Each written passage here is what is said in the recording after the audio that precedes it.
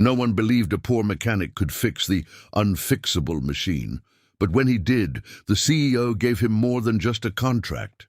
She gave him her heart. Like, share, and subscribe.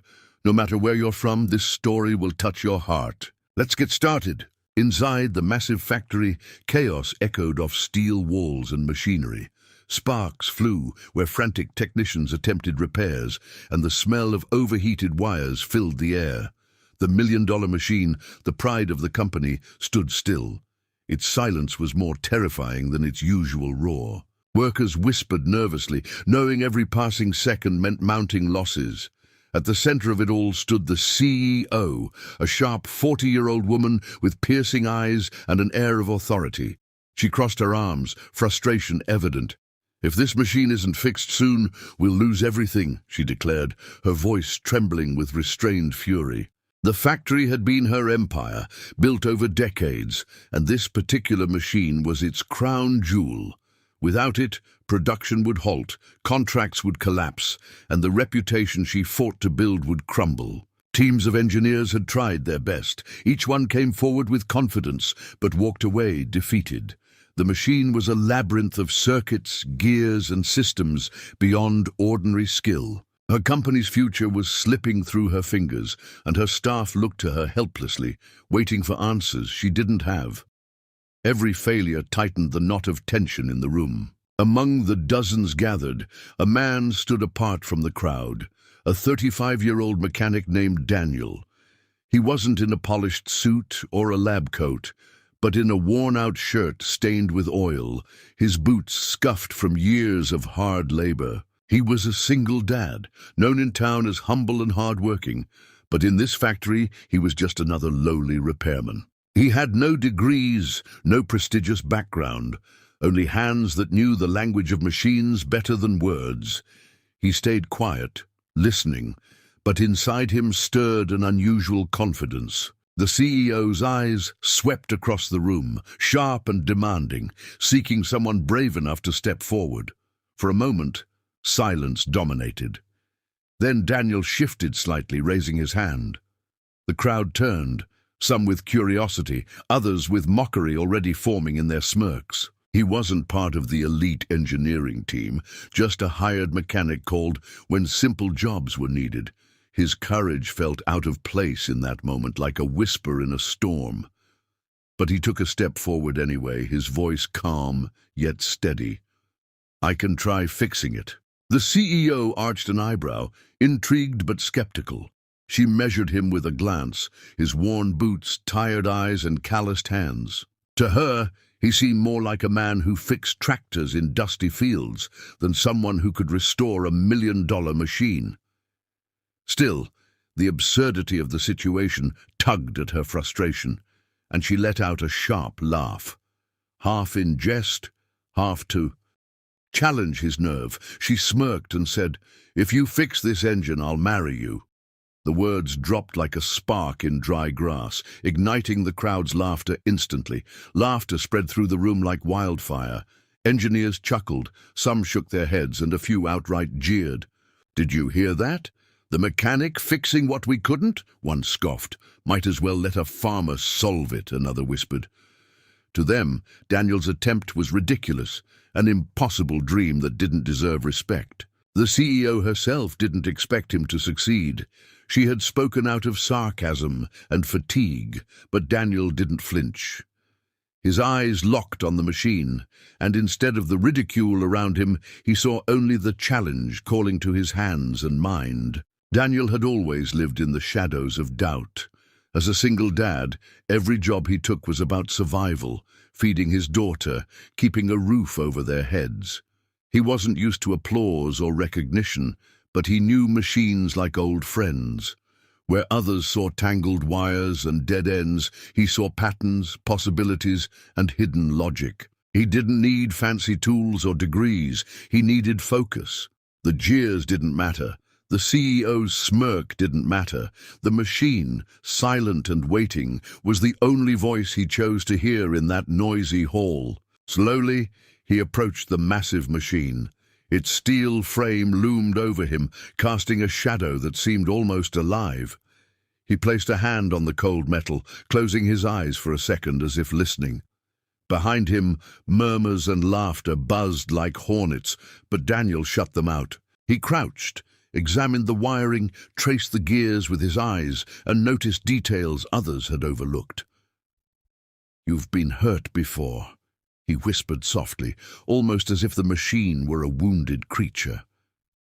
His hands moved with instinct, mapping its secrets, the way only years of grease and toil could teach. The CEO leaned back, half amused, half impatient. Part of her wanted to dismiss him outright, to tell him to step away before he embarrassed himself. Yet something in his composure stopped her. He wasn't fumbling like the engineers had. He was deliberate, calm, methodical. A flicker of doubt passed through her, doubt in her own assumption. Could this mechanic truly see something the experts had missed? The crowd, still laughing, didn't notice the slight shift in her expression. For the first time she felt a spark of curiosity burn through her frustration. The factory's chaos grew quiet, almost eerily so, as Daniel prepared to attempt the impossible. The laughter still echoed faintly, but now there was an undercurrent of tension, like the hush before a storm. The machine sat there, lifeless yet powerful, and the man everyone dismissed was about to challenge it. His daughter's face flashed in his mind, her trust, her hope, her belief that her father could do anything. He inhaled deeply, wiped his hands on his shirt, and leaned closer to the heart of the broken beast. The test of his life was about to begin. The mechanic didn't laugh at the joke. Instead, he walked closer to the broken machine, his boots echoing across the cold factory floor. While others had thrown up their hands in defeat, he placed his palm gently on the steel, almost as if he could feel its heartbeat. He didn't see just a machine. He saw a puzzle waiting to be solved. The engineers rolled their eyes. The CEO raised a brow, curious but skeptical.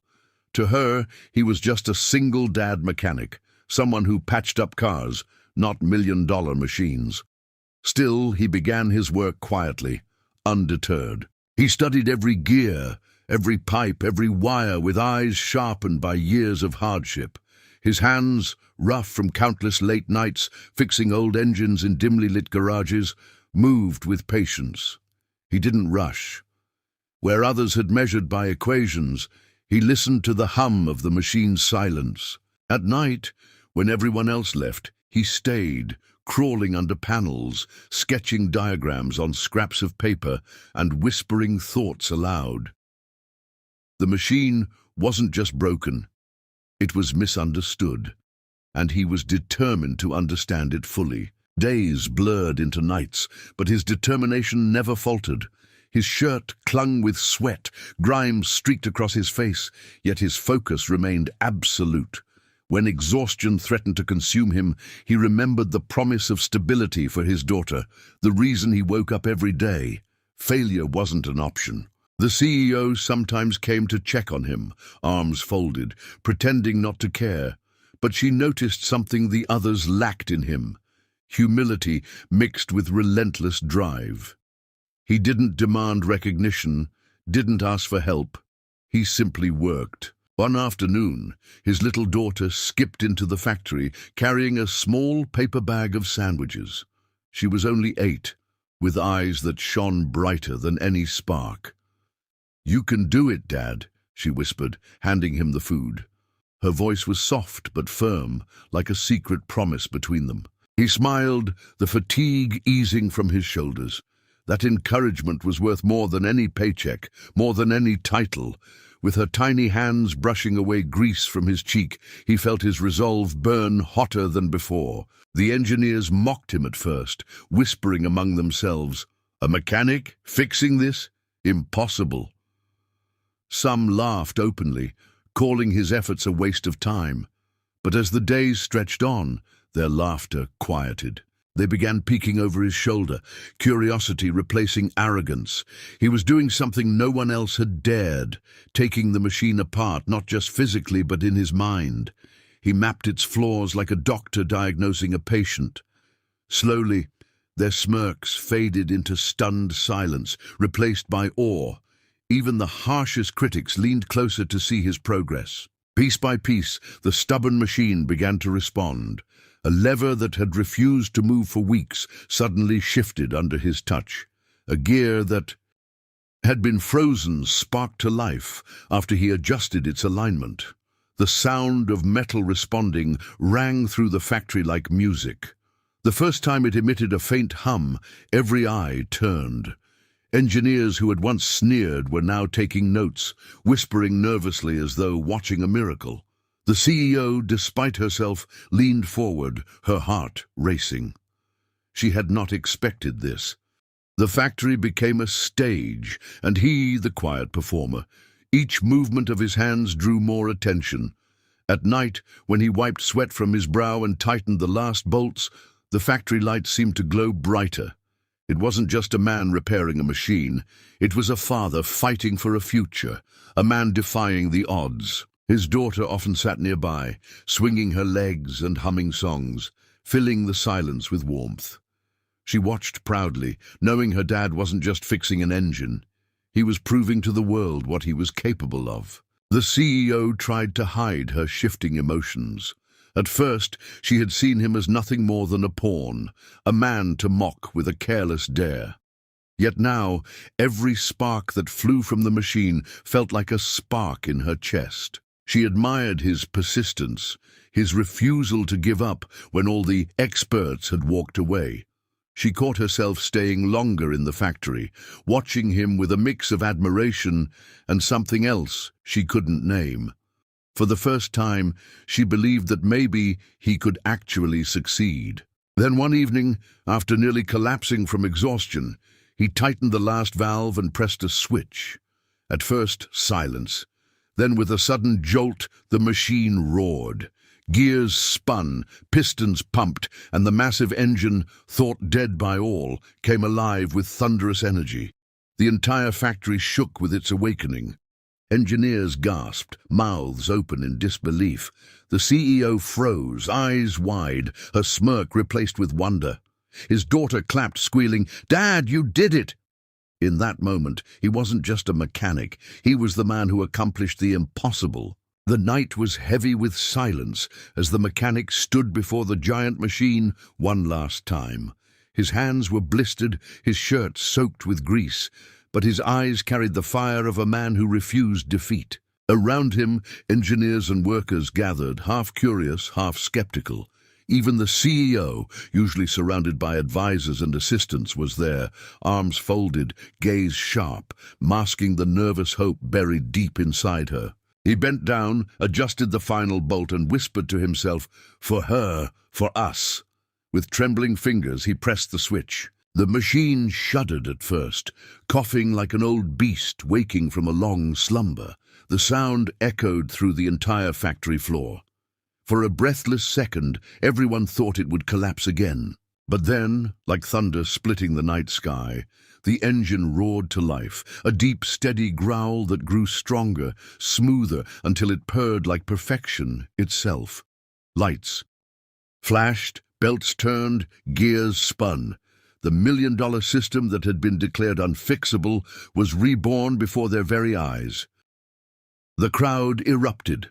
Applause, whistles, shouts of joy filled the vast hall. Workers who had doubted him were now cheering his name. Even the engineers, once mocking him, stood frozen in awe, unable to believe what they had witnessed.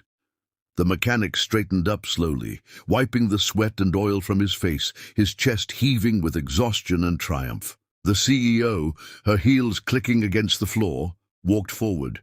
She was a woman used to power, used to keeping her emotions hidden.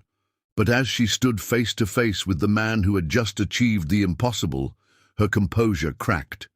Her lips curved into a proud, almost tender smile. You did it," she whispered, her voice trembling. "You actually did it." He gave a tired smile, his eyes still burning with determination. "You said it couldn't be done, but I don't believe in impossible." She swallowed hard, her earlier words ringing in her ears. "If you can fix this, I'll marry you myself." At the time, it had been a taunt, a way to put him in his place, to silence the laughter of her board members. But now she realized it was a promise, and she was not a woman who broke promises. The factory quieted as she reached for his hand. The touch was firm, yet gentle, the kind that carried both respect and something more. Looking around at her employees, she declared, "He fixed what the world said was unfixable. He's not just a mechanic. He's a man of vision, of courage, and I am a woman of my word." Whispers ran through the crowd, disbelief spreading like wildfire. Could she really mean it? Was she truly going to honor her bold challenge? Days turned into weeks, and the whispers turned into invitations. Golden envelopes were sent to every worker, every engineer, every board member who had once laughed.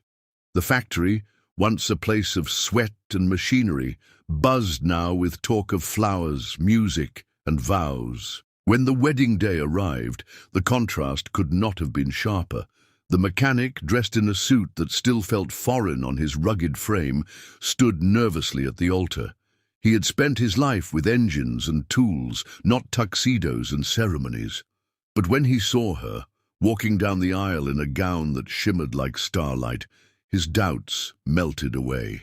The CEO, the woman who once ruled boardrooms with iron resolve, now looked at him with softness in her eyes that no one had ever seen before. Every step she took was not just toward him, but away from the world of pride and arrogance she had once lived in. The vows were simple, yet powerful. She promised to stand by him, not above him. He promised to love her, not just for her power, but for the heart he had discovered beneath it. When they kissed, the room erupted with claps, cheers, and even tears. The workers who had once mocked him now raised their glasses high, celebrating a union no one could have imagined. But the story did not end with the wedding. Their partnership became something more than love. It became legacy. Together, they ran the factory, combining his raw skill and her strategic vision. Where she brought innovation, he brought practicality. Where she sought perfection, he reminded her of humanity. Under their joint leadership, the factory grew into one of the most respected names in the industry. Workers were no longer treated as mere hands, but as family. Apprenticeships were started for poor kids who had no chance at education, inspired by the mechanic's humble beginnings. And every time the massive engine roared to life, people remembered the day it had been saved. Not by experts in expensive suits, but by a man who refused to give up. Years later, when their daughter, born from a love story that began as a joke, stood beside the same machine, she listened to her father's story. He knelt down, handed her a small wrench and said, "Remember, impossible is just a word. What matters is how hard you're willing to try." The little girl smiled, holding the tool like a treasure. The CEO, now softer but still radiant, stood beside them, her hand resting on her husband's shoulder. Together, they had built not just a family or a business, but a legend. And it all began the day a poor mechanic dared to take on the impossible and won both an engine's life and a CEO's heart.